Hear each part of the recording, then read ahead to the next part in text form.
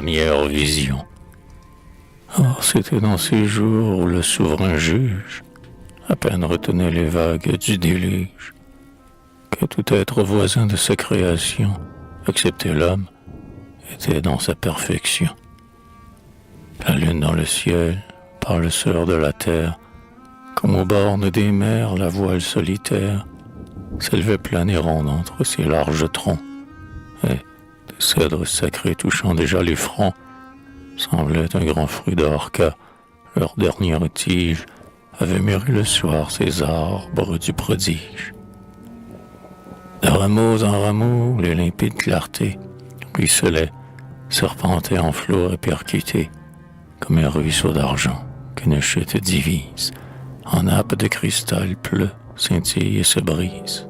Puis, s'étendant à terre en immenses toisons, sur les pentes en fleurs blanchissaient les gazons.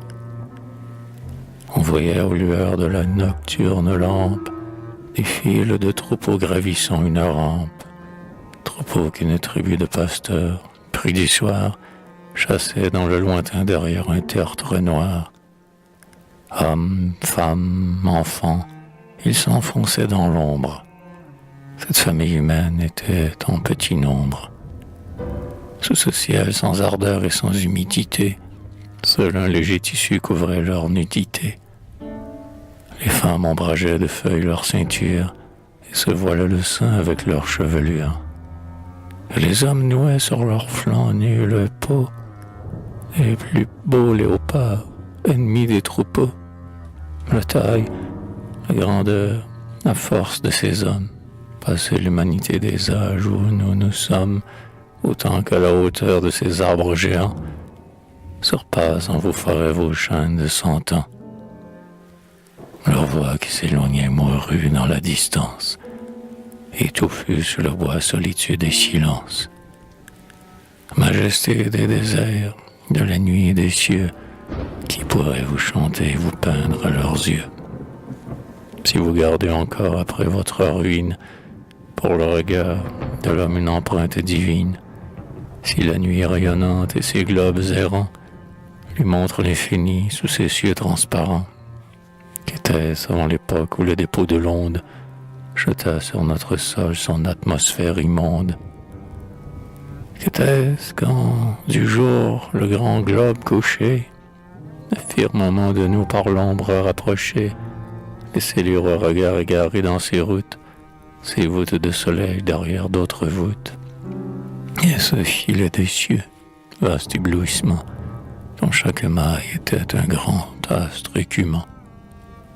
Qu'était-ce quand du mâle funèbre génie du globe n'avait fait qu'effleurer l'harmonie, que ce monde terrestre était encore celui où l'ordre, la beauté dans la force avait lui, que tout, sortant d'Éden, s'y souvenait encore de l'immortalité de sa première aurore, et que dans l'univers toute chose et tout lieu, exultant de jeunesse, il sentait plein de Dieu. Ah, si de tout flétrir tu ne t'étais hâté, au moins on n'eût jamais compris le nom d'athée. Or, en ces jours, mon fils, tous les êtres vivants, qu'ils nagent dans les eaux ou volent sur les vents, du soleil au ciron, de la brute à la plante, étaient tous animés par une âme parlante. L'homme n'entendait plus cet hymne à 1000 voix, qui s'élève des eaux, des herbes et des bois. De ces langues sans mots, depuis sa décadence, lui seul avait perdu la haute intelligence. Et l'insensé déjà croyait, comme aujourd'hui, que l'âme commençait et finissait en lui. Comme si du Très-Haut la largesse infinie épargnait la pensée en prodiguant la vie. Comme si la vie avait un autre emploi, Père, que de t'entendre et de parler à toi. Mais bien qu'aux hommes sourds ces voix de la nature ne parussent qu'un vague et stupide murmure, les anges répandus dans l'éther de la nuit, d'une impalpable oreille en aspiraient le bruit. Car du monde réel à leur monde invisible, l'échelle continue était plus accessible. Aucun des échelons de l'être ne manquait. Avec la terre encore, le ciel communiquait. Des esprits et des corps l'indécise frontière n'élevent pas entre eux d'aussi fortes barrières. L'homme entendait l'esprit, l'être immatériel, habitant l'infini que l'homme appelle ciel, uni par sympathie à quelques créatures, pouvait changer parfois de forme et de nature, et, dans une autre sphère introduit à son gré, pour parler aux mortels descendre d'un degré. Bien plus, ces amours des vierges et des anges, il naissait quelquefois des natures étranges. Homme plus grand que l'homme et Dieu moins grand que Dieu, de la brute à l'archange occupant le milieu. Monstres que condamnait leur nature adultère, regretter le ciel en agitant la terre. Du grand monde impalpable à ce monde des corps, nul ne sait, ô mon fils, les merveilleux rapports. Mais la terre à nos pieds nous en rend témoignage de ce qu'on ne voit pas, ce qu'on voit est l'image. Un ciel réfléchit l'autre, ici dans nos sillons, la poussière de vie écume en tourbillon. S'il n'est pas un atome en la nature entière, un globule de l'air, un point de la matière, qui ne révèle l'être et la vie à nos yeux, l'infini d'ici-bas nous dit celui des cieux. L'éternité sans fond n'a point de bord aride, et ce qui remplit tout ne connaît pas de vide. Tous ces esprits divins dont sont peuplés les cieux, les anges étaient ceux qui nous aimaient le mieux. Créés du même jour, enfants du même père, que l'homme en le nommant peut appeler mon frère, mes frères plus heureux dont la sainte amitié de tous nos sentiments n'a pris que la pitié. Invisibles témoins de nos terrestres drames, leurs yeux ouverts sur nous pleurent avec nos âmes. De la vie à nos pas éclairant les chemins, ils nous tendent d'en haut leur secourable main. C'est pour eux que sont faits ces divins phénomènes, dont l'homme n'entrevoit que les lueurs lointaines. Et pour eux la nature est un saint instrument, dont l'immense harmonie éclate à tout moment, et dont la claire-voix et les mille merveilles de sagesse et d'extase enivrent leurs oreilles. À cette heure où du jour le bruit va s'assoupir, pour entendre du soir l'insensible soupir, quelques-uns d'eux, errant dans ces demi-ténèbres, étaient venus planer sur les cimes funèbres. Des étoiles aux mers, comme pleines de sens, la montagne n'était qu'un orgue à mille accents. Il eût fallu Dieu même et l'oreille infinie pour démêler les voix de la vaste harmonie. Les anges, le silence et la nuit écoutaient ce grand cœur végétal, et les cèdres chantaient, cœur des cèdres du Liban. Saint, saint, saint le Seigneur qu'adore la colline, derrière ces soleils, d'ici nous le voyons. Quand le souffle embaumé de la nuit nous incline, comme d'humbles roseaux sous sa main nous plions. Mais pourquoi plions-nous? C'est que nous le prions.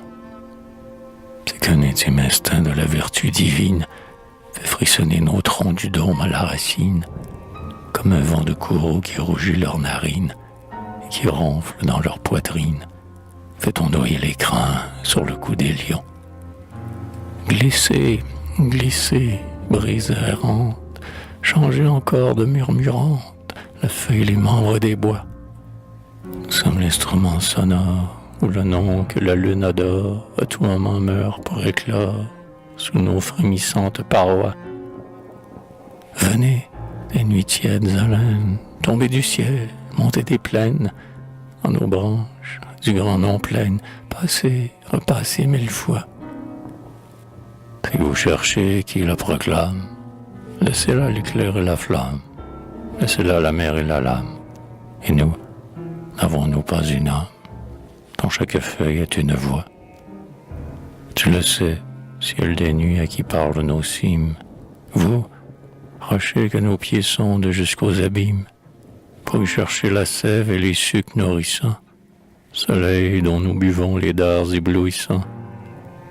Vous le savez, aux nuits dont nos feuilles avides pompent les frais baisers, les perles humides.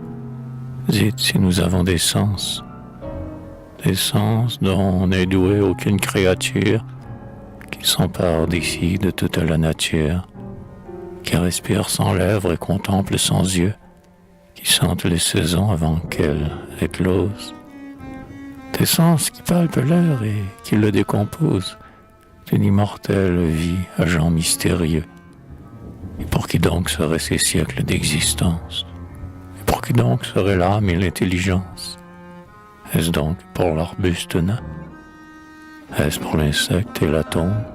Ou pour l'homme, léger fantôme, qui sèche à mes pieds comme un chaume, qui dilatère son royaume et disparaît du jour avant que de mon dôme ma feuille de ses pas ait jonché le chemin?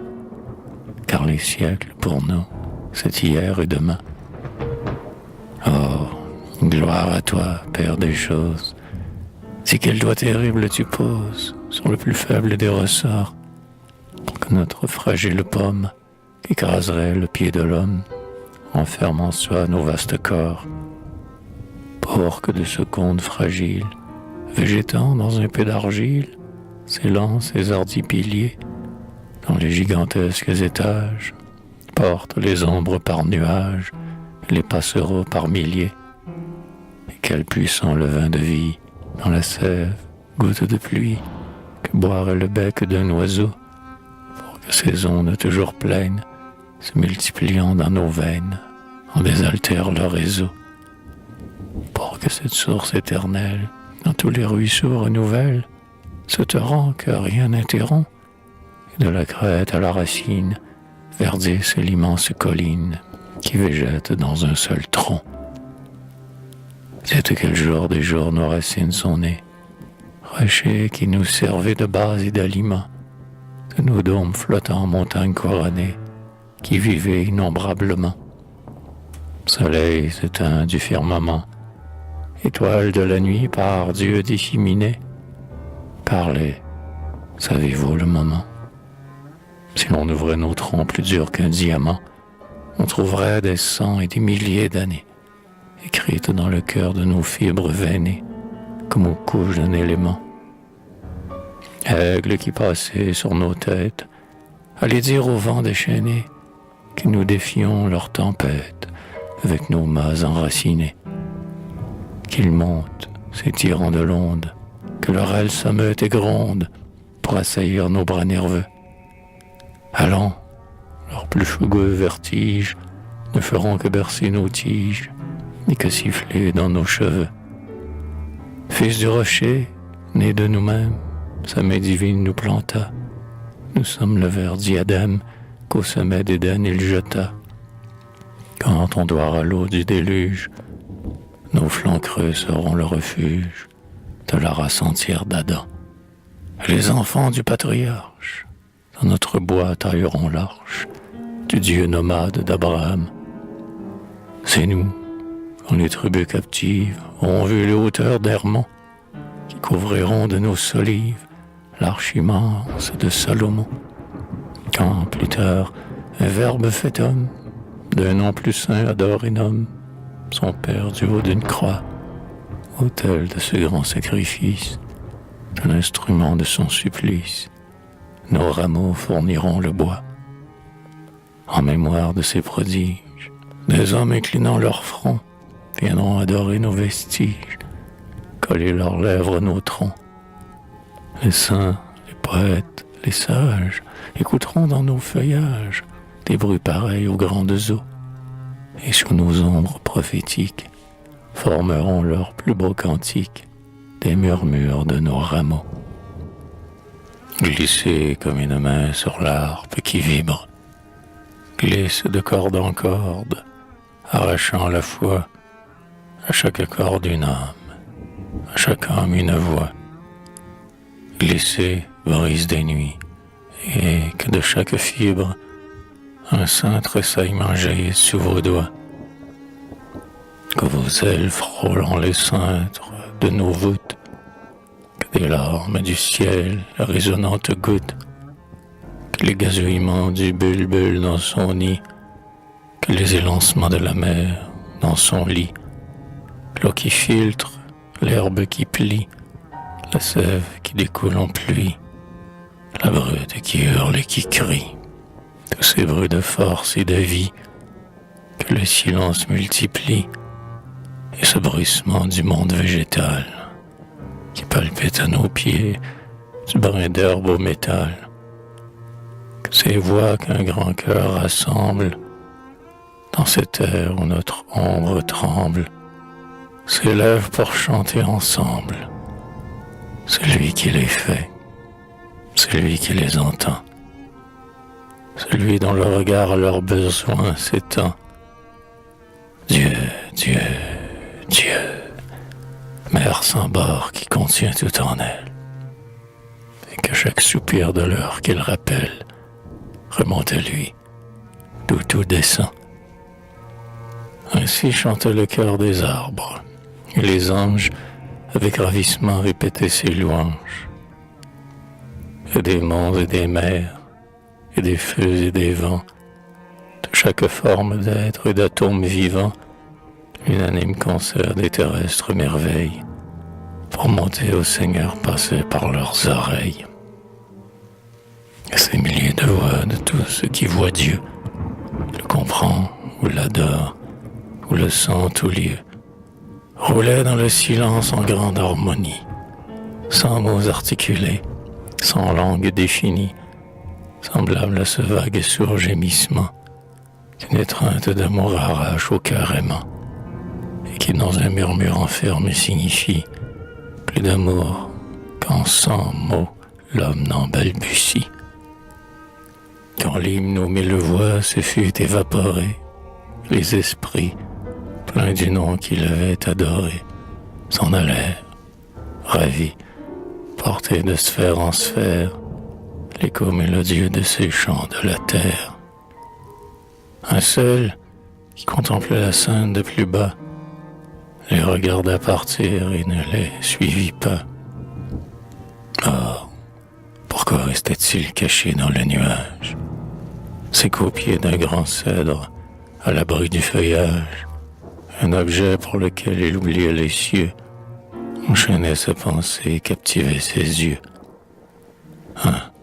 Qui pouvait d'un ange ainsi ravir la vue? Un céleste enfant de fleurs demi-vêtue, qui sous l'arbre, le soir, surprise du sommeil, n'avait vu ni baisser ni plonger le soleil, et qui seul, au départ des tribus des montagnes, n'avait pas entendu l'appel de ses compagnes. Sa mère sur son front n'avait encore compté, depuis son lait tari, que le 12e été. Mais dans ces jours de force où les sèves moins lentes se hâtaient de mûrir les hommes et les plantes, 13 ans pour une vierge était ce qu'en nos jours seraient 18 printemps pleins de grâce et d'amour. Dans loin d'un tronc blanchi de cèdre, ou dans les herbes, l'astre réverbéré rejaillissait en gerbe, un rayon de la lune éclairait son beau corps. D'un lac pur et dormant, ses pieds touchaient les bords, et quelques lys des eaux, pleins de parfums nocturnes, recourbaient sur son corps leurs joncs verts et leurs urnes. Son bras droit, qu'elle avait ouvert pour sommeiller, arrondi sous son cou, lui servait d'oreiller. L'autre, suivant des flancs l'onduleuse courbure, replié de lui-même autour de la ceinture, plongeait sa blanche main et ses doigts effilés dans des restes de fleurs, sous son doux poids foulé, comme si dans un rêve elle froissait encore les débris de ses jeux sur leur tige inodore.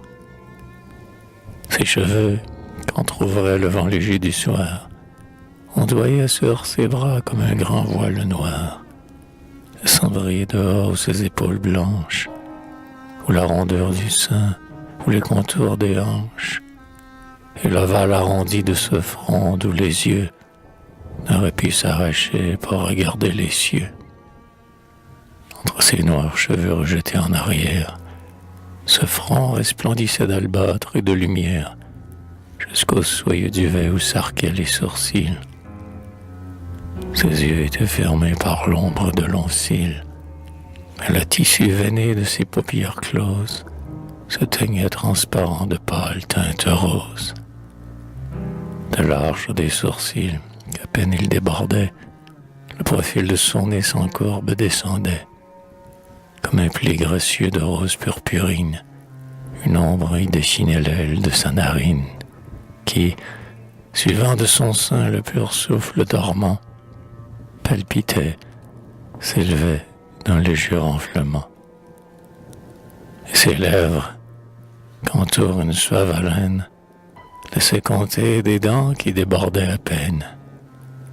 Pareil dans sa bouche aux gouttes de lait blanc que laisse la mamelle aux lèvres de l'enfant.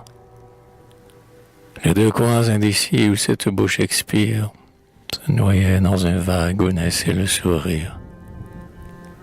De ce sommeil d'enfant, la rêveuse langueur laissait sur le visage épanouir le cœur. Miroir voilé de rêve, on y voyait éclore cette âme dont le front s'éclaire et se colore. Ses membres délicats aux contours assouplis, ondoyant sous la peau sans marquer aucun pli, plein, mais de cette chair frêle encore de l'enfance, qui passe d'heure en heure à son adolescence, ressemblait au tuyau du froment ou du lin, dont la sève arrondit le contour déjà plein, mais où l'été fécond qui doit mûrir la gerbe n'a pas encore durci les nœuds dorés de l'herbe. Les membres endormis avaient l'air d'être morts. L'astre, sans l'émouvoir, caressait ce beau corps, et, si l'on n'eût pas vu son haleine inégale, élever, baisser son sein par intervalles, et les rêves passant à travers son sommeil, teindre sa blanche joue avec son sang vermeil. On eût cru voir briller devant soi dans un rêve, au jardin d'innocence, une vision d'Ève. Ou, la veille du jour qui doit le voir aimer, le songe de l'époux dans ses bras animés. L'ange, pour la mieux voir écartant le feuillage, de son céleste amour l'embrassait en image. Comme sur un objet que l'on craint d'approcher, le regard des humains pose sans y toucher. Aïda, disait-il, tendre fond des montagnes, parfum caché des bois, ta mère et tes compagnes te cherchent en criant dans les forêts. Pourquoi j'oublie le ciel pour veiller là sur toi? C'est ainsi chaque jour. Tous les anges, mes frères, plongent au firmament et parcourent les sphères. Ils m'appellent en vain, moi seul je reste en bas. Il n'est plus pour mes yeux de ciel où tu n'es pas. Pourquoi la loi du maître, ô fille de la femme, à ton âme en naissant voit-elle mon âme? Pourquoi me tira-t-il de mon heureux néant, à l'heure où tu naquis d'un baiser, bel enfant? Il nous créa jumeaux, mais par un jeu barbare, si l'amour nous unit, l'infini nous sépare. Ah, sous mes yeux charmés, depuis que tu grandis, mon destin immortel, combien je le maudis. Combien de fois, tenté par un attrait trop tendre, ne pouvant t'élever, j'ai brûlé de descendre, d'abdiquer ce destin, pour t'égaler à moi, et de vivre ta vie en mourant comme toi. Combien de fois ainsi dans mon ciel solitaire, lassé de mon bonheur et regrettant la terre, ce cri d'amour dans mon âme entendu, sur mes lèvres de feu resta-t-il suspendu? Fais-moi mourir aussi, Dieu qui la fit mortelle. À être homme, quel destin, ouais. Mais être aimé d'elle, mais aimer, être aimé d'un mutuel retour. Ah, l'ange ne sait pas ce que c'est que l'amour. Être unique et parfait qui suffit à soi-même. Non, il ne connaît pas la volupté suprême de chercher dans un autre un but autre que lui et de ne vivre entier qu'en vivant en autrui. Il n'a pas comme l'homme au milieu de ses peines la compensation des détresses humaines, la sainte faculté de créer en aimant un être de lui-même image et complément. Un être où de deux cœurs que l'amour font ensemble Êtres se multiplient en un qui leur ressemble. Oh, de l'homme divin, mystérieuse loi, de ne trouver jamais son tout que hors de soi, de ne pouvoir aimer qu'en consumant un autre, que ce destin sublime est préférable au nôtre, à cet amour qui n'a dans nous qu'un seul foyer et qui brûle à jamais sans s'y multiplier. Jéhovah, ce soupir est-il donc un blasphème? Et moi si malheureux, si seul, est-ce que j'aime? Et comment, ô mon Dieu, ne l'aimerais-je pas? N'ai-je pas eu toujours les yeux fixés en bas? Ne m'as-tu pas donné pour unique spectacle ces miracles au-dessus de tout autre miracle? Cette âme virginale à voir épanouir, ses pas à surveiller, son cœur à réjouir, ses instincts indécis, ses premières pensées, dans son âme ingénue à peine nuancée, à tourner de mon souffle en inclinant son cœur, comme avec son haleine on incline une fleur. Ne vois-je pas son âme à travers son visage, comme je vois la lune à travers ce feuillage? Depuis là où sa mère à ses pieds l'étendit, son sourire en pleurs fier la suspendit, et la pressant des bras sa blanche mamelle, vit le jour de ses yeux poindre dans sa prunelle. Est-il de cette bouche un seul vagissement, de cette âme naissante un premier mouvement, un battement secret de ce cœur qui s'ignore, comme mon regard n'a vu naître, germer, éclore, avant que leur frisson ait agité sa peau, comme je vois ces feux du ciel poindre sous l'eau? N'ai-je pas tout suivi du regard d'une mère? D'abord l'impression fugitive, éphémère, de la vie essayant ses organes naissants, vague et confuse voix de ce concert d'essence, puis ces étonnements pleins d'intimes délices, du sentiment qui naît, délicate prémisse, puis ces élans du cœur qui ne peut s'apaiser que sur un cœur de mère et sous son chaud baiser. Ces caresses d'instinct qui de l'âme trop tendre, sur tout ce qu'elle voit cherche à se répandre, et qui sans cause encore mouille ses yeux de pleurs, comme la goutte d'eau pend aux feuilles des fleurs.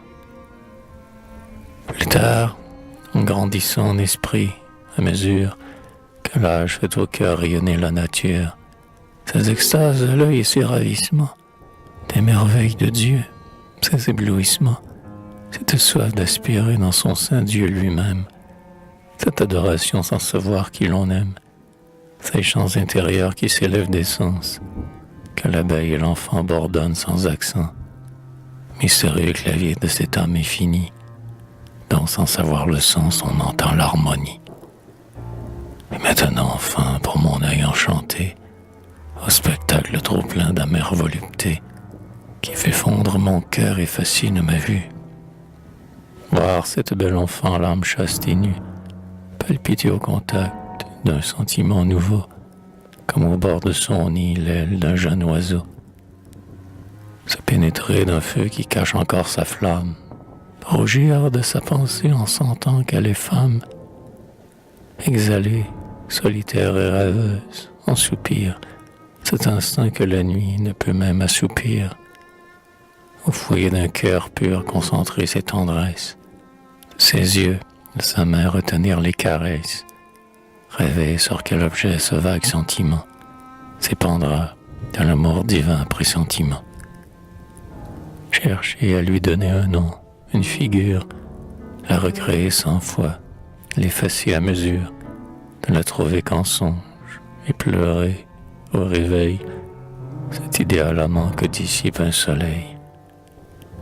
Ah, c'est trop pour un homme et pour un ange même. Voilà ce que je vois, et je doute si j'aime. Si j'aime, et sans amour serais-je si jaloux de ses frères rêvant déjà le nom d'époux? Dans l'oubli de ses sens où le sommeil la plonge, prendrai-je tant de soin de lui former un songe et d'y faire apparaître avec des traits humains une image de moi que j'orne de mes mains? un fantôme idéal dont l'éclat la fascine, un frère revêtu de ma splendeur divine, afin de dégoûter par ce brûlant portrait ses yeux de tout mortel que son cœur rêverait. Aussi, grâce à ce corps dont je prends l'apparence, elle voit les mortels avec indifférence, et son cœur n'a d'amour que pour ce front charmant que mon instinct jaloux lui présente en dormant. Ah, que devant ses yeux nul autre ne l'efface. Daïda, que ne puis-je animer cette glace? Sous des traits menteurs chaque nuit tu me vois, lui souffler mes transports, lui donner une voix, pour dire à ton oreille étonnée et ravie des mots assez ardents pour consumer ta vie. Si Dieu me permettait seulement, quand tu dors, sur mes ailes d'amour d'enlever ce beau corps, de te bercer au ciel dans cet air diaphane, sans posséder l'essence de ce limon profane, pour voir à ton réveil éclore dans tes yeux un rayon plus vivant que ces lueurs des cieux, pour toucher ces cheveux dont le réseau te voile, plus noir sur ton cou blanc que la nuit sans étoiles, respirer sur ta lèvre un souffle suspendu, oh comme ce reflet de l'astre descendu, t'enveloppant de jour, de tiédeur, de mystère, de mon regard aimant te faire une atmosphère. Ah, si pour te parler je pouvais seulement transfigurer mon être et descendre un moment, mais déchoir de sa race et l'éternelle honte, Dieu souffre qu'on descende et jamais qu'on remonte. Des anges consumés du même feu que moi ont éprouvé, dit-on, cette inflexible loi, et du ciel attiré par les filles des hommes, n'ont jamais pu d'en bas remonter où nous sommes. Dégradés pour toujours d'un sort presque divin, condamnés à mourir, à renaître sans fin, ces exilés d'en haut, séparés de leurs frères, sans avoir leur espoir subissant leur misère, ne peuvent revenir au rang qu'ils ont quitté qu'après avoir 1000 ans sur ce globe habité, et, dans un cercle long d'épreuves successives, lentement reconquis leur splendeur primitive. Anges transfigurés, il leur faut à leur tour d'hommes devenir anges. Oh, pénible retour, humiliant exil en cet enfer des larmes. Et pourtant ils l'ont fait pour de bien moindres charmes. Et pourtant, entraîné comme d'un poids fatal, moi-même j'ai maudit 100 fois mon ciel natal. Oh, d'amour et d'orgueil furieuse tempête, ne t'apaiseras-tu jamais, charmante tête, qui dort sans soupçonner mon trouble et mes remords, puisque je suis ton rêve. Oh, dors, bel enfant, dors. Et Daïda dormait, et de ce blanc visage, la lune repliait son jour sous le feuillage, et l'ange dont l'amour perçait l'obscurité voyait la sombre nuit luire de sa beauté. On entendait pourtant dans le sacré silence l'écho se rapprocher d'un pas sourd à distance. Quelques mots tronqués, jetés à demi-voix, semblaient sortir au loin des profondeurs des bois. Bientôt, répercutés sur les larges troncs sombres, des feux intermittents sillonnèrent les ombres, semblables aux reflets des livides éclairs qui palpitent aux cieux par la foudre entr'ouvert. Un homme tout à coup se glissant sous leur voûte, comme quelqu'un qui cherche et dont l'oreille écoute, le corps penché, la tête et la jambe en avant, parut. Il secouait comme une torche au vent le tronc d'un jeune pin fendu jusqu'aux racines, dont la flamme en jet bleu dévorait les résines, et dont l'éclat funèbre, le foyer dormant, se rallumait plus vif à chaque mouvement. Aux éblouissements de cette torche informe, qui semblait peu peser dans cette main énorme, de l'homme de la nuit le corps livide et bleu, se dessinait à l'œil sous la couleur du feu. Aux âmes d'à présent son corps mâle et robuste était ce qu'un grand cèdre est au fragile arbuste, Les muscles dont les nœuds faisaient gonfler sa peau s'enlaçaient sur son corps comme au cou du taureau, et de ses larges pieds les gigantesques plantes écrasaient sous son poids les herbes et les plantes. On eût dit, au contour solide de sa chair, de durs membres de marbre avec des os de fer. Ses membres étaient nus, sa poitrine velue, un affreux ornement épouvantait la vue. C'était, avec les poils, le peau d'un léopard, dont il avait fendu le col avec son dard. Gigantesque collier, sa hideuse tête, s'entourait par devant de cet horrible être. Elle pendait immense avec ses yeux ardents, sa lèvre sanglante et l'ivoire des dents. Les griffes de ses pieds, comme de boules dressées, aux deux côtés du cou sur l'épaule placée, flottaient près de la gueule avec leurs ongles d'or, où la fureur semblait les contracter encore. Le reste de la peau, tombant à l'aventure, se rattachait au flanc avec une ceinture, et les lambeaux tigrés descendaient à mi-corps, en haillons dont les chiens ont déchiré les bords. Ses cheveux, son front rejeté en arrière, ondoyait sur le dos en sauvage crinière. Son cou les secouait comme fait le lion. Son visage, éclairé d'un sinistre rayon, ses grands traits communs aux aînés de la terre, portait de la beauté et le mâle caractère. Mais ce regard humain, par qui tout œil est beau, ce rayon mal voilé du céleste flambeau, ne l'illuminait pas des reflets de sa flamme. C'était une beauté de chair et non pas d'âme, qui éclairait seulement des vils instincts puissants, ainsi qu'un jour d'en bas, la lumière d'essence. L'intelligence éteinte, il laissait voir sans lutte triompher l'appétit, la force des brutes. Des lèvres et de l'œil, le muscle contracté, des traits écœureux et que férocité.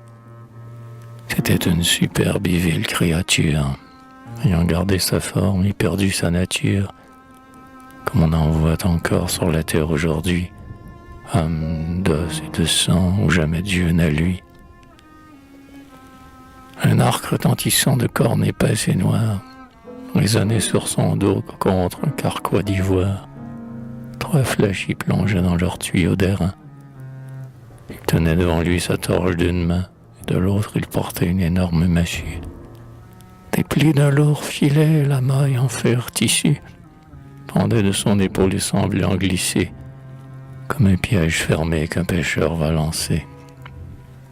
Il marchait hésitant de clairière en clairière, jetant un œil furtif en avant, en arrière, étouffant sur le sol le bruit sourd de ses pas, s'arrêtant quelquefois et se parlant tout bas. Les hommes, disait-il, ô détestable race, je ne me trompais pas, enfin voilà leurs traces. Mes compagnons et moi, sans les trouver jamais, depuis 9 longues nuits nous fouillons ces sommets. Jamais chasseur n'osa monter jusqu'où nous sommes. C'est grave le métier que d'être chasseur d'hommes. Mieux vaut 100 fois traquer le lion des déserts, le mammouth dans ses joncs ou l'aigle dans les airs. Mais aussi quel plaisir quand on tient dans sa serre, prise au même nid, les filles et la mère. Mais aussi dans Balbec on nous paye un enfant, plus cher que le lion, le tigre et l'éléphant. Ces esclaves humains ont pleine d'intelligence. Ils servaient mieux l'amour, le plaisir, la vengeance. Et puis l'homme superbe et plus glorifié, de foulée, des styles, sont pareils sous son pied. Comparant sa grandeur avec cet esclavage, il jouait en secret d'avilir son image. En se parlant ici, le chasseur approchait du corps de Daïda, le tronc qui la cachait, en 3 pas dépassés, lui laissait voir sa proie. Son pied, qu'il avançait, resta levé de joie. Il comprit d'un regard le prix de sa beauté. Flottant entre l'amour et la cupidité, il se pencha muet sur sa fraîche figure, écarta doucement du doigt sa chevelure, et du front dévoilé parcourant les attraits, D'un sourire infernal, il contempla ses traits. Puis, frappant ses deux mains en signe de conquête, vers sa suite invisible, il retourna la tête. Et l'on vit accourir, au signal triomphant, ces chasseurs comme lui près du corps de l'enfant. Debout, l'environnant de leur cercle sauvage, ils avançaient le front pour mieux voir son visage. Et lui, la main à terre et la tête en avant, aux lueurs du flambeau secoué par le vent, leur indiquait d'un geste et d'un coup d'œil féroce les merveilles d'amour de ses charmes précoces. Chut, ne l'éveillez pas. Voyez, leur disait-il, ces ondes se nouent un délicat profil, ce couple moiré que le long cou du cygne, et de ce torse enfant l'harmonieuse ligne, comme sur la fontaine un flot à peine enflé, avant que du matin le zéphyr ait soufflé. Ses bras arrondis, et ce cœur que soulève le fantastique amour qui n'approche qu'en rêve, et ses deux beaux pieds blancs aux orteils potelés, pour voler et bondir polis et modelés, comme deux cailloux ronds roulés par l'onde amère, et qui tiendraient encore dans la main de sa mère. Ah, qu'encore un printemps, oh, qu'encore un été fasse épanouir ces bourgeons de beauté, que le rayon d'amour qui seul mûrit la femme a traversé cils noirs en épanche la flamme. Et les fils de Baal, devant ce front divin, à chercher un défaut s'épuiseront en vain. Pour cela disputer, que de sang et de larmes, quel trésor dans mes mains couleront pour ses charmes. Sans esclave, ami, ne m'achèterai pas ce doux filtre animé qui dort là sous mes pas. À cet ardent espoir de l'énorme salaire, un murmure confus d'envie et de colère s'éleva dans les cœurs des compagnons jaloux. Autant qu'à toi, Memphide, n'est-elle pas à nous? Penses-tu que nos pieds se sont usés 3 lunes pour t'enrichir toi seul de nos rares fortunes? Scélérat, dit Memphide le bras déjà levé, partagez avec vous ce que seul j'ai trouvé. Son imprécation expira sur sa bouche. La troupe s'entendit d'un seul coup d'œil farouche, avant que de leurs pieds le superbe géant se fût, pour les parer, placé sur son séant. Ses smas à la fois sur sa tête lancés brisèrent d'un seul coup son crâne et ses pensées. Le géant semé, tombant sans mouvement, de la rage à la mort n'eut qu'un gémissement. Les racines du sol tremblèrent de sa chute. Aux éclairs de la torche, aux clameurs de la lutte, Taïda réveillée ouvrit les yeux. L'horreur s'échappa de son âme en un cri de terreur, comme un tronçon dormant de serpent qu'un pied presse. Seul l'effort des nerfs sur lui-même se dresse. Au sol qui la portait sans appuyer la main, elle fut sur ses pieds debout d'un bond soudain. Et, trompant des chasseurs le cercle qu'elle brise, entre leurs doigts ouverts glissa comme une brise. Mais un d'eux à l'instant élancé sur ses pas, dépliant le filet qui flottait sur son bras, pour l'atteindre en courant le lance sur sa proie. En volant dans les airs, le filet se déploie, et des mailles de fer le nuage étouffant, d'une prison mobile enveloppe l'enfant. L'horrible bande alors à quelques pas s'arrête. Ils se rangent assis autour de leur conquête, d'un œil des durs contemplant sans remords Taïda qui s'épuise en stériles efforts. L'enfant, sur le réseau dont le tissu ruisselle, soulève en vain ses bras pour le secouer d'elle. Je le revois de fer où se brise ses doigts, sur son front écrase et glisse de tout son poids. Sur son cou renversé, sur sa pliante épaule, parmi ses longs cheveux, il se mêle et se colle, tel qu'un tissu trempé dans les flots écumants. Son corps qu'à torture, il suit les mouvements. La sueur, le sang tache sa peau meurtrie. Elle appelle sa mère, elle pleure, elle crie, frappe son front des mains, mais les mailles de fer arrêtent ses cris mains, mais semblent l'étouffer. elle cherche à briser, comme avec des tenailles, avec ses dents de lait, les nœuds sanglants des mailles. Les mailles en vain des gouttes de son sang. Pour s'en débarrasser d'un effort plus puissant, elle roidit son corps, fléchit, se pelotonne, et, pendant un élan dont le bond les étonne, en le soulevant dépouillé d'un seul coup, la chemise d'acier qui lui courbe le cou. Mais plus elle bondit, plus le filet se plisse. Dans les plis du réseau, son pas hésite et glisse, et sous le poids grossi des nœuds multipliés, tombant près des chasseurs, elle roule à leurs pieds.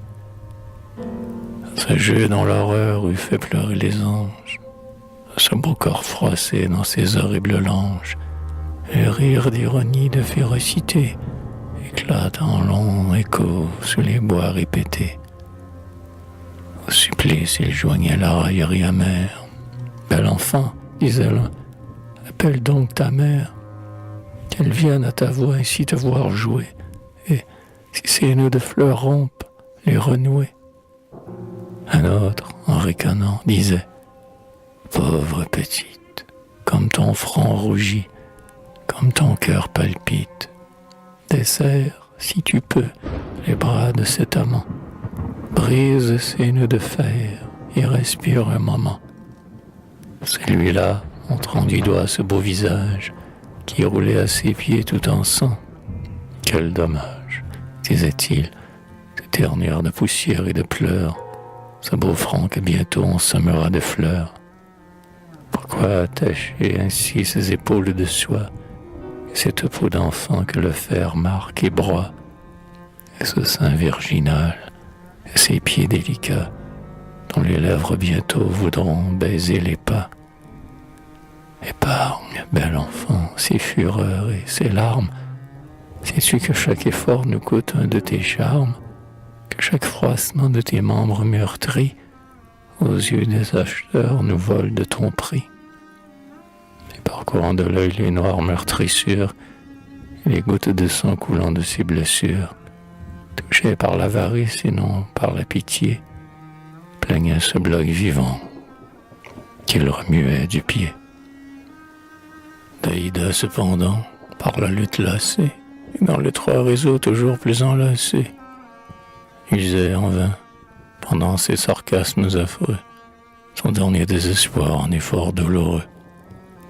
Ses membres, palpitant sous le poids qui la froisse, par de sourds soubresauts trahissaient son angoisse, et enfin de son corps suivant l'épuisement, le filet affaissé resta sans mouvement.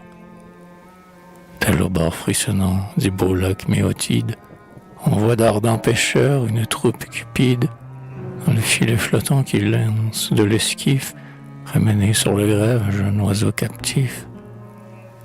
L'alcyon argenté, couché sur le rivage, au mailles du lacet déchire son plumage, voit briller à travers le réseau contracté, sa mer d'affection, son ciel de liberté. Ses frères de nid pour rejoindre les bandes, s'efforcent d'élargir ses ailes toutes grandes, pas des pieds du col et du bec et des flancs, l'élastique prison et ses nœuds ruisselants, et ça fait sans fin sous l'effort qui l'accable, souille son col de sang et sa plume de sable.